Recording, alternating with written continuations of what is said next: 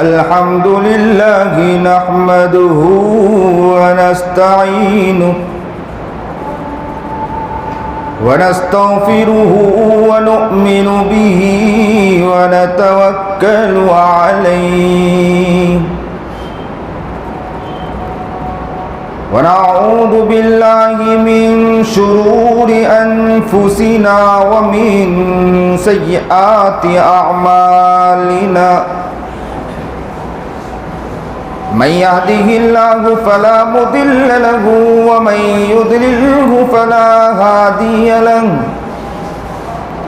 व नशहदु अल्ला इलाहा इल्लल्लाहु वहदहु ला शरीका लहु व नशहदु अन्न सय्यदना व मौलाना मुहम्मदन अब्दुहु व रसूलुहु अम्मा बादु फ़अऊज़ु बिल्लाहि मिनश शैतानिर रजीम बिस्मिल्लाहिर रहमानिर रहीम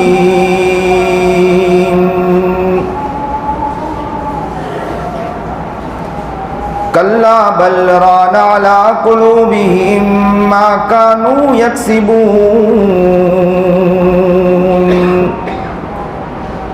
सदक़ल्लाहुल अज़ीम सदक़ल्लाहुल अज़ीम सदक़ल्लाहुल अज़ीम व सदक़ रसूलुहुन नबियुल करीम व नहनु अला ज़ालिका मिनश शाहिदीन वश्शाकिरीन वल्हम्दुलिल्लाहि रब्बिल आलमीन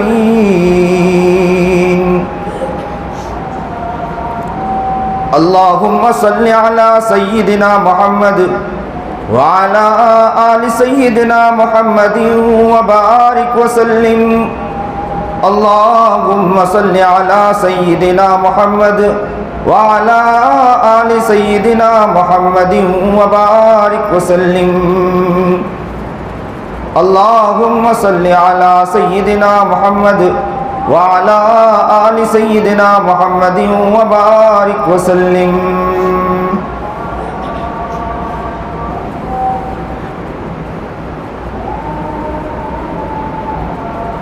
वाजिबुल एहतराम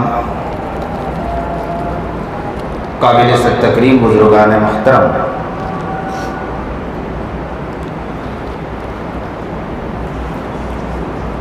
आज आपके इलाके मेमन नगर रांदेर में आमद हुई है। अल्लाह से दुआ गो हूँ कि अल्लाह ताला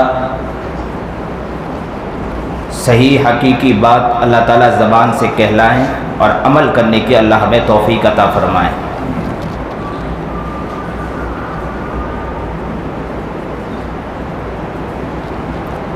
आमाल दो किस्म के होते हैं। एक अमल वो होता है जो आमाल हकीकी, और एक आमाल वो होते हैं जो आमाल सय्या होता है।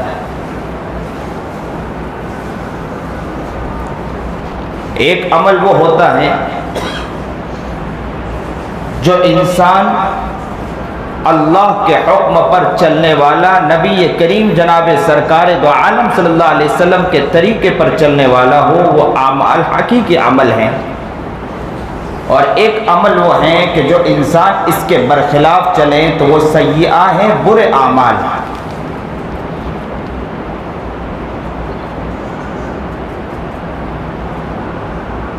इंसान ये समझता चले कि इंसान जो भी अमल करता है उस अमल के असरात जो है ना उसके बातिन पर भी पड़ता है। इंसान जैसे भी अमल करें, अमाल अच्छे अमाल करता है, उस अमाल के असरात उसके बातिन पर पड़ेंगे। अगर आमाल बद यानी आमाल सय्या बुरे आमाल करता है, बुरे काम करता है, उसका असर भी उसके बातिन पर पड़ता है। दोनों आमाल के असरात उसके बातिन पर पड़ते हैं। इंसान ये समझे कि मैं बुरे काम करूं और बुरे काम करने के असरात, बुरे काम करने के आमाल के जो असरात हैं, वो असरात इंसान के बातिन पर नहीं पड़ते, ऐसा नहीं होता है। इंसान कोई भी आमाल करेगा, आमाल के असरात उसके बातिन पर जरूर पड़ते हैं। ये अलग बात है कि वो नजर हमें नहीं आते, लेकिन इंसान ने जैसे भी आमाल किए, अच्छे आमाल किए, अच्छे आमाल हसना किया, आमाल हसना करने की वजह से उसके असरात उसके दिल पर, उसके बातिन पर पड़ते हैं। अगर उसने बुरे आमाल किए, उस बुरे आमाल के असरात भी उसके बातिन पर पड़ते हैं। सुनिए और दिल के कानों से सुनिए। एक मर्तबा एक सहाबी रसूल जनाब सरकार दो आलम सल्लल्लाहु अलैहि वसल्लम मदीना मुनव्वरा में नमाज पढ़ा रहे थे। एक सहाबी रसूल वजू किया, उन्होंने वजू में एक कमी रह गई, कमी रहने की वजह से वो फौरन दौड़ते हुए आए और दौड़कर नमाज में शरीक हो गए। नबी करीम जनाब सरकार दो आलम सल्लल्लाहु अलैहि वसल्लम ने अपने नमाज को मुकम्मल किया। नमाज मुकम्मल करने के बाद नबी करीम जनाब सरकार दो आलम सल्लल्लाहु अलैहि वसल्लम मुखातब हुआ और क्या फरमाया? फरमाया कि किन्होंने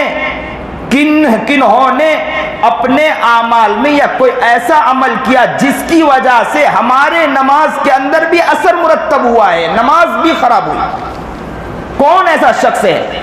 तो या मुहद्दिसीन ने एक बात लिखी है कि एक शख्स जिन्होंने वजू में कमी रह गई, उस कमी के रहने की वजह से, कमी ये जाहिरी अमल है, कमी तो वजू तो जाहिरी अमल है, बातिनी अमल तो नहीं है, लेकिन वजू में कमी रहने की वजह से असर मुरत्तब हुआ कि नबी करीम जनाब सरकार दो आलम सल्लल्लाहु अलैहि वसल्लम नमाज पढ़ा रहे हैं। और कौन नमाज पढ़ा है?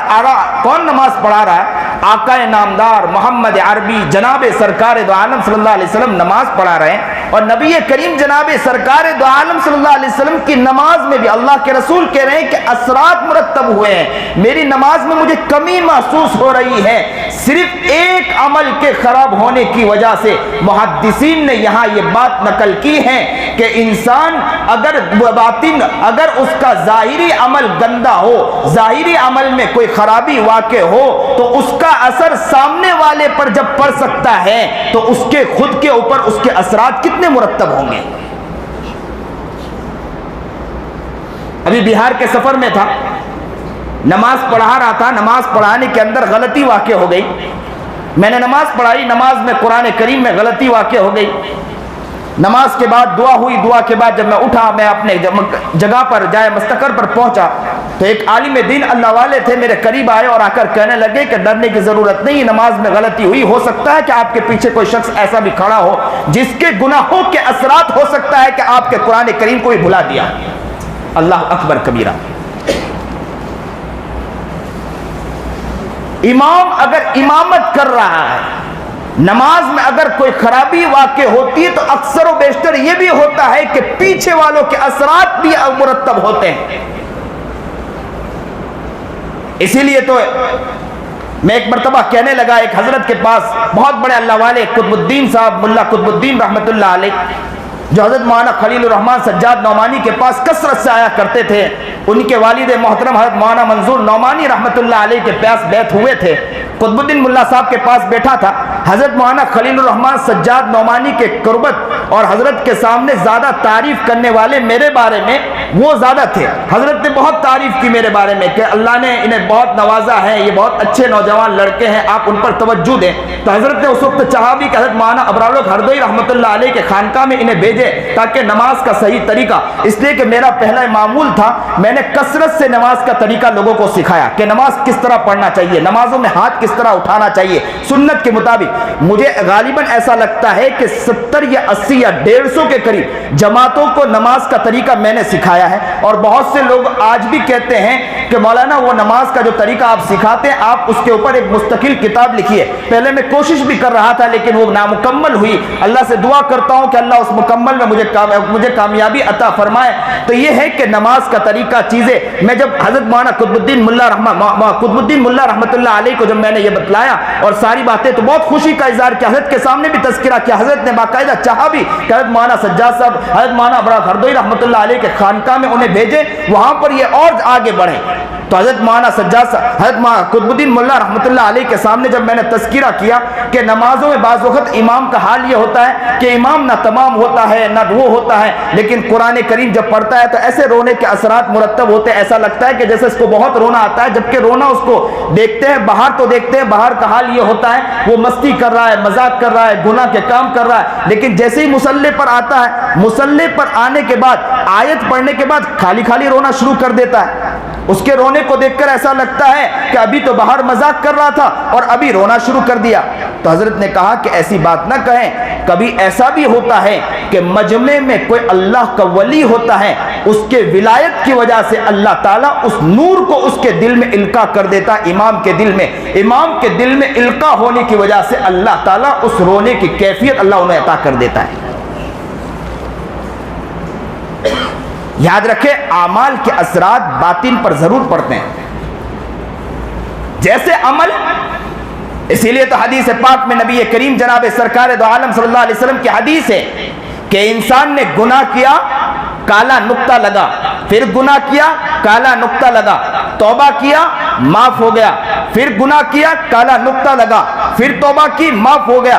अगर उसने माफी न मांगी, बार बार गुनाह करता रहा, तो दिल बिल्कुल सिया हो जाता है, रैन कल्ब हो जाता है, यानी दिल जंग आलूद हो जाता है। कुरान करीम की दलील कल्ला बल राना अला कुलूबिहिम मा कानू यक्सिबून। अल्लाह तबारक व तआला फरमाते हैं, जो आमाल बद करते हैं वो ये समझे कि उनका उनके दिल के ऊपर उन्होंने जंग लगा दिया, जंग बिठा दिया, आमाल बद किया, बुरे आमाल किया, उन्होंने उनके दिल पर क्या कर दिया है, दिल को जंग आलूद कर दिया है। बुरे अमल का असर दिल पर पड़ता है। हम कितने बुरे अमाल करते चले जाते हैं, कितने बुरे अमाल होते चले जाते हैं, लेकिन कभी हमारे दिल में ख्याल नहीं आता। इसीलिए जब तक इंसान ईमान नहीं लाता है, इंसान का दिल नूरे ईमानी से कल्ब मुनव्वर नहीं होता है। जब इंसान ईमान लाता है, कलिमा ला इलाहा इल्लल्लाह पढ़ता है, उसका दिल नूर से भर जाता है। जब नूर से भरने के बाद अब इस दिल की हिफाजत की जिम्मेदारी उस इंसान की है। वो जितने अच्छे आमाल करेगा, उस आमाल की वजह से वो दिल उतना ही मुनव्वर होगा, और जितने गुनाह करेगा, गुनाह करने की वजह से बातिन सिया होता चला जाता है।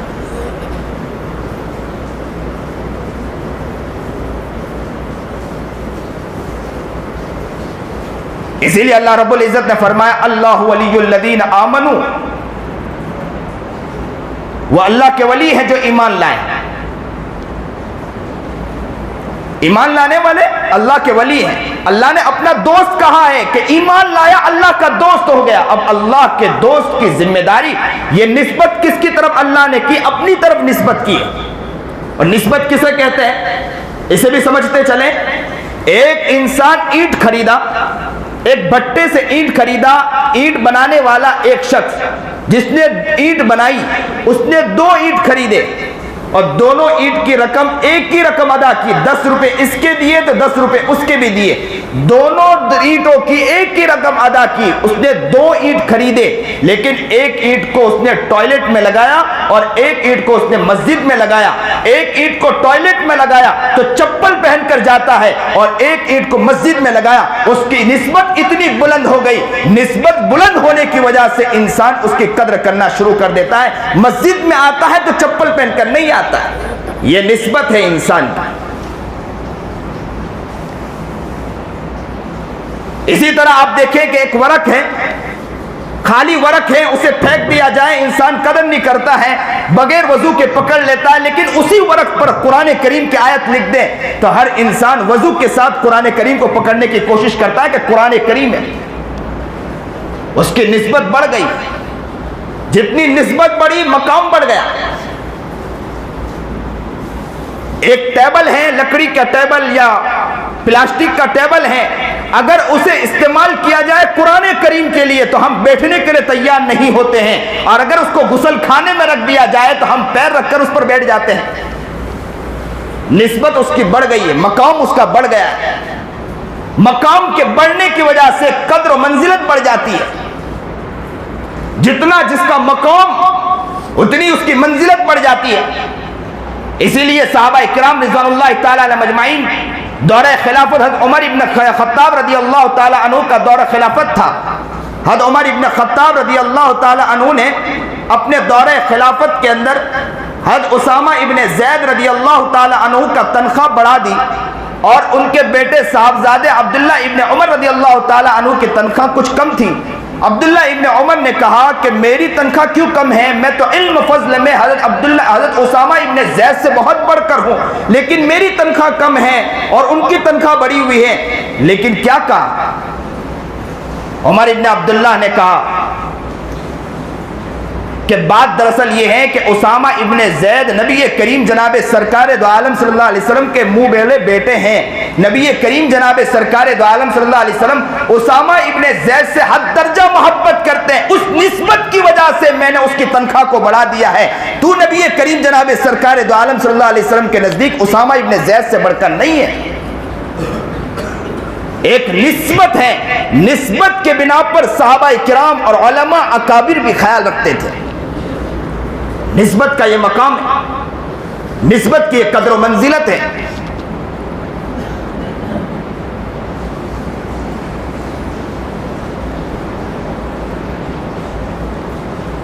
कुरान करीम की एक आयत इन्नल्लाह यश्तरा मिनल मुमिनीन अनफुसहुम व अमवालहुम बिअन्न लहुमुल जन्नह। अल्लाह रब्बुल इज्जत ने फरमाया कि हमने मोमिनीन से उनके माल, उनके औलाद के बदले मिनल मुमिनीन अमवालहुम व अनफुसहुम, उनके माल और उनके जान के बदले जन्नत को खरीद लिया। उनके जो माल हैं, उनके मालों के और उनके जानों के बदले हमने जन्नत को खरीद लिया है।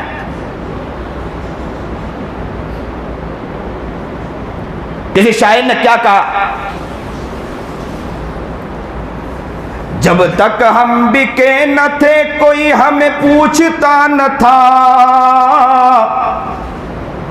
जब तक हम बिके न थे हमें कोई पूछता न था, उन्होंने हमें खरीद के अनमोल कर दिया, उन्होंने हमें खरीद के अनमोल कर दिया।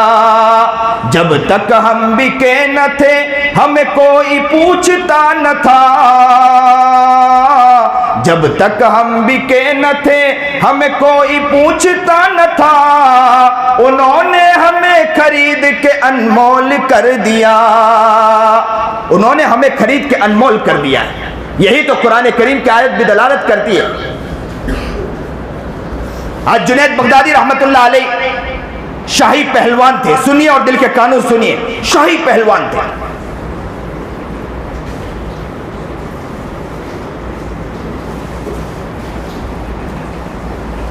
बादशाह सलामत ने कहा, उनकी पहलवानी इतनी मशहूर थी जुनैद बगदादी रहमतुल्लाह अलैह कि कोई भी उनको पछाड़ नहीं सकता था, गिरा नहीं सकता था, जमीन के बल लिटा नहीं सकता था। पहलवानी मशहूर थी। बादशाह सलामत ने ऐलान किया कि मेरा जो पहलवान है कोई भी मुकाबले के लिए अगर तैयार हो तो आ जाए, मेरे पहलवान को पछाड़ के बतलाए, मैं उसे इतना इतना इनाम दूंगा। बहुत सा इनाम रखा। जब इनाम सुना, एक घर के अंदर एक सैयद घराने का घर था, नबी करीम जनाब सरकार दो आलम सल्लल्लाहु अलैहि वसल्लम के खानदान का घर था। वो सैयद ज़्यादा थे, उनके पास घर में कुछ नहीं था, चूल्हा भी जलता नहीं था, बच्चे भी रोते थे कि अब्बू खाना कब लाओगे। घर की हालत ये थी कि खाने के लिए कुछ न था और वो बेचारा सादात था, दुबला पतला था, कमजोर था, ऐसा था कि किसी से लड़ भी नहीं सकता। दिल में ख्याल आया कि चलो बच्चे के लिए मुकाबले के लिए तैयार हो जाता हूं। उसने बादशाह सलामत से आकर कहा कि मैं मुकाबले के लिए तैयार हूं। बादशाह ने कहा कि तू कमजोर, तू नईफ, तेरे जिस्म में वो ताकत नहीं, तू लागिर किस्म का इंसान, तू हमारे पहलवान से कैसे लड़ सकेगा। हमारा पहलवान जुनैद को देख, जुनैद कितना बड़ा मोटा ताजा है और वो इतना बड़ा पहलवान, तू कैसे लड़ेगा। तो कहा कि मैं मुकाबले के लिए तैयार हूं बादशाह सलामत। दिल में क्या ख्याल था, बच्चे भूखे हैं, घर में आग नहीं, चूल्हा नहीं जलता है, तो कहा कि मैं लड़ने के लिए तैयार हूं। जुनैद बगदादी जब ये कहा कि मैं लड़ने के लिए तैयार हूं, मुकाबले के लिए तैयार हूं, मुकाबले की जब बात आई, बादशाह सलामत ने कहा कि फिर भी सोच ले, तो कहा कि मैंने सोच लिया है, मैं मुकाबले के लिए तैयार हूं। दिन गुजरे, कहा कि तारीख मुतय्यन कर देगी, उस तारीख के अंदर मुकाबले के लिए मजमा सज गया, लोग आ गए, खचाखच मजमा भर गया। देखने लगे कि एक कमजोर इंसान मुकाबले के लिए, किसके मुकाबले के लिए? जुनैद के मुकाबले के लिए तैयार। और जुनैद भी खड़ा। जुनैद के दिल में, हजरत जुनैद के दिल में यह ख्याल था कि आएंगे, मैं यूं हाथ से यूं पटक दूंगा उसे, इधर पतला है, लागिर है, कमजोर है, लेकिन मुकाबले के लिए आया।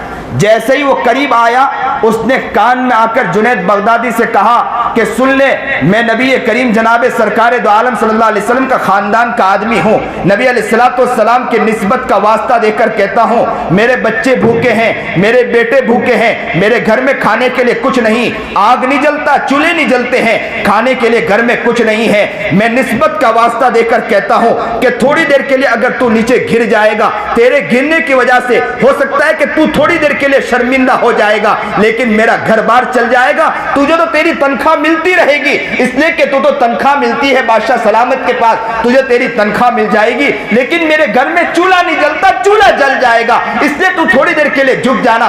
तो फौरन वो कहते हैं जुनैद बगदादी के सामने वो खड़ा था, लागी कमजोर इंसान, मैं यहां खड़ा था।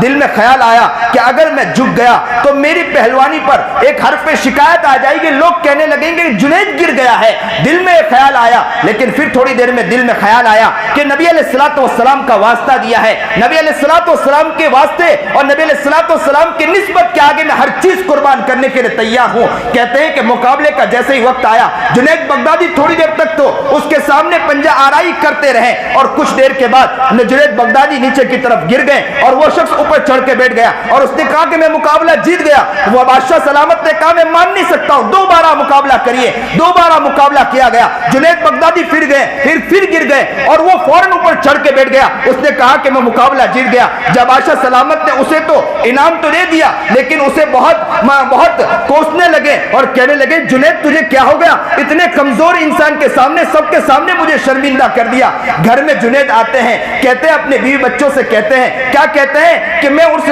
कमजोर के आगे में इसलिए झुक गया, इसलिए कि यह हाल हुआ। तो घर के घर वालों ने भी कहा इतनी बातों की वजह से क्या झुकने की जरूरत थी, तुझे झुकना नहीं चाहिए था, तुझे मुकाबला करना चाहिए था, तूने मेरी नाक नीचे कर दी, हमारे खानदान की नाक नीचे कर दी। लेकिन जुनैद बगदादी कहते हैं कि मैं रात को सोया, रात को सोना था, आका इनामदार मोहम्मद अरबी जनाब सरकार दो आलम सल्लल्लाहु अलैहि वसल्लम ख्वाब में आए और कहा कि जुनैद डरने की जरूरत नहीं है, तूने मेरी निस्बत की वजह से झुक गया है, मैं तेरे, याद रखना अल्लाह के नजदीक तेरा मकाम इतना ऊंचा है। कहते हैं कि वो दिन था, उसके बाद अल्लाह ने वो मकामत अता फरमाया, रूहानियत में वो मकाम अता फरमाया कि दुनिया के सामने दुनिया देखती रह गई। आज भी तसव्वुफ के नाम पर अगर कोई बयान होता है, आज भी तसव्वुफ के नाम पर कोई बातें होती हैं, तो जुनैद बगदादी के नाम के बगैर वो तसव्वुफ की बयानात मुकम्मल ना तमाम हो जाते हैं। याद रखें, निस्बत जितनी ऊंची अल्लाह उतना मकाम अता करता है। इसलिए अल्लाह से दुआ करें मकाम को, निस्बत को बुलंद करने की कोशिश। आमाल जितने अच्छे होंगे, आमाल जितने प्यारे होंगे, आमाल जितने बेहतर होंगे, आमाल जितने प्यारे होंगे, उतना उसके असरात बातिन पर पड़ते हैं। जब बातिन पर असरात पड़ते हैं तो निस्बत बढ़ जाती है, जब निस्बत बढ़ती है तो मखलूक भी उनसे मोहब्बत करने लग जाती है। लोग कहते हैं कि वो अल्लाह वाले, ये वो बुजुर्गान दीन को देखा कि उनका इतना मकाम है। मकाम क्यों हो गया?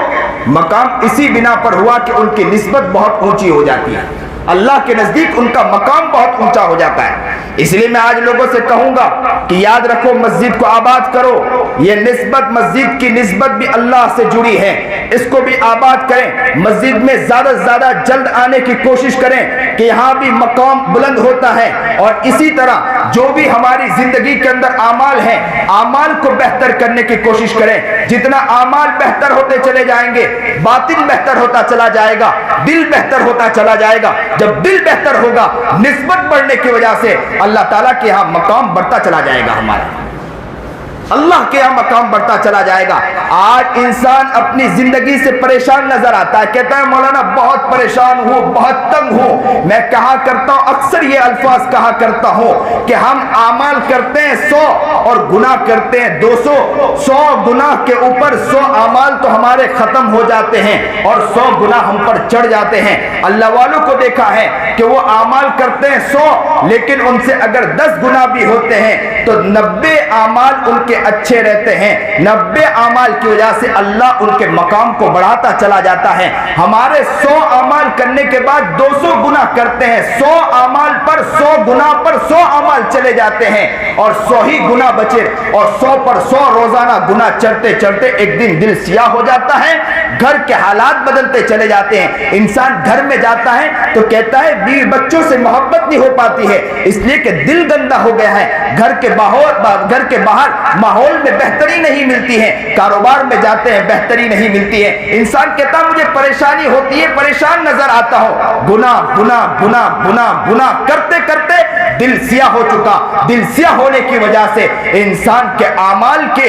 इंसान की इस गंदगी की वजह से, याद रखना उसके आमाल के अकारत की वजह से इंसान का जिस्म उसे परेशान नजर आता है। वो अपनी जिंदगी के एतबार से परेशान नजर आता है। परेशान इसलिए नजर आता है कि दिल सियाह हो चुका है, दिल काला हो चुका है। आज नियत करें कि अपने जिंदगी को बेहतर करें, अपनी जिंदगी को प्यारा बनाएं। अल्लाह को अपना बनाने की कोशिश करना है। इस धरती पर चलते अल्लाह को नाराज करके चल रहे हैं, इस धरती पर चल रहे अल्लाह के नाफरमान बनकर चल रहे हैं। ये दिल गंदा है, जुबान गंदी है, ये आंखें गंदी, ये कान गंदे हैं। अल्लाह के पास एक दिन जाना है। मरने वाले मरते हैं, बहुत से लोग दुनिया से चले गए, बहुत सौ के जनाजे इस कांधे पे उठाए गए, एक दिन हमारा उठाया जाएगा। इससे पहले हर इंसान, इससे पहले हर शख्स, इससे पहले हर मोमिन बंदा नियत कर ले, अल्लाह से दुआ करे कि बहुत गुनाह हो गए, बहुत गफलत हो गई, कब तक ये गुनाह करते रहेंगे।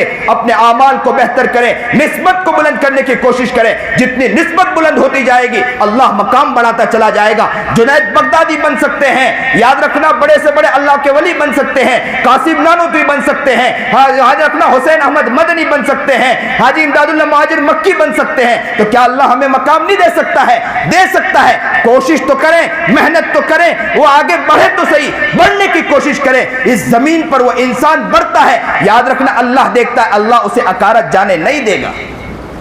अल्लाह हमें सही समझ अता फरमाए, सही शौक अता फरमाए, सही जज्बा अता फरमाए। जो बात कही गई, सुनी गई, अल्लाह अमल करने की तौफीक अता फरमाए। वाखिरु दावाना अनिल हम्दुलिल्लाहि रब्बिल आलमीन। आखिरी ऐलान एक कर दूं, हमारी मस्जिदों में ये बहुत बड़ा अलमिया है कि जुमा के दिन, पहले वो दौर था लोग सुबह से जुमा की नमाज के लिए तैयारी करके निकलते थे, फिर बाद में धीरे धीरे ये अलमिया होता चला गया कि बहुत देर से आने लगे। ये बहुत बड़ा अलमिया है। मुसलमानों, मैं ये कहता हूं कि अपने गिरेबान में थोड़ा झांक कर देखें कि ये जुमा के लिए हम इतना वक्त बर्बाद करते हैं। पहले से गुस्ल करके तैयार हो जाना चाहिए। किस लिए तैयार होना चाहिए? कि अल्लाह के पास जाना है। जुमा के दिन अल्लाह बिल्कुल करीब आ जाता है, अल्लाह को मिलने जा रहे हैं, अल्लाह से मुलाकात के लिए जा रहे हैं, तैयार हो जाना चाहिए पहले से। लेकिन ये बहुत बड़ा अलमिया सारी मसाजिदों में। अभी माशाअल्लाह कई मस्जिदों में जब मेरा ऐलान हुआ, मैंने कई मस्जिदों में ये देखा है कि उन मस्जिदों के अंदर माशाअल्लाह पहले से, अभी तो बयान नहीं, अजान नहीं, अजान से काफी पहले से मजमा आकर बैठ जाता है। मेमन नगर वालों नियत कर लो कि मेमन नगर को इंशाअल्लाह हम ऐसा बनाएंगे इंशाअल्लाह। बहुत बड़ा अलमिया है, बहुत बड़ा अलमिया है। रोना है इस बात के ऊपर कि पहले से, अरे बयान न सुनना हो तो न सुनो, कान में उंगलियां डाल दो, लेकिन पहले से तो आ जाओ, पहले से आना चाहिए। आपको न सुनने का शौक है, लोगों को क्या, ये लोगों के दिल में आता है बयान किया जाएगा, वही पुरानी बातें की जाएगी, उंगलियां डाल दो बयान न सुनना हो तो, लेकिन पहले से मस्जिद में आने की नियत तो करो इंशाअल्लाह। नियत करो कि इंशाअल्लाह पहले से मस्जिद में आएंगे। और नबी अलैहिस्सलाम ने सिखाया, और नबी अलैहिस्सलाम की तालीम है, यही तो दर है जहां से लेना है, यही तो दर है जहां से मांगना है, यही से दर है जैसे जहां से चाहना है। और हमारा आलम यह है कि मुसलमान आराम से आता है। बहुत बड़ा रोना है, बहुत बड़ा रोना है। आज मैं कहता हूं कि गिरेबान में झांक कर देखो कि हम कितने बड़े बुरे होते जा रहे हैं, अमाल कितने गंदे होते जा रहे हैं। इसलिए नीयत करो। और मैं कहता हूं जुमा के बाद दुआ भी करना, अल्लाह से रो रो कर कहना कि अल्लाह ये मुझसे गफलत हो रही, गलती हो रही, इंशाअल्लाह अब हर हफ्ते इंशाअल्लाह जल्दी आने की कोशिश करेंगे इंशाअल्लाह। नहीं, जोर से कहो इंशाअल्लाह आओगे कि नहीं आओगे? कौन कौन आने के लिए तैयार आने वाले हफ्ते से? दिल से कहते हो? अल्लाह आपके आने को कबूल फरमाए, आपके मोहब्बत को, आपके बोल को कबूल फरमाए। लिल्लाह कहता हूं लोगों, इसकी नीयत कर लो इंशाअल्लाह, नीयत कर लो, बहुत खुशी होगी, मजा आ जाएगी। मस्जिद पहले से भर जाना चाहिए।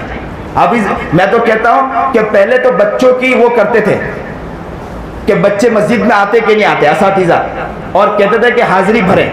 अब तो लोगों की भी हाजिरी भरनी पड़ेगी कि लोग आते कि नहीं आते हैं। इमाम साहब को पहले से लगाना पड़ेगा।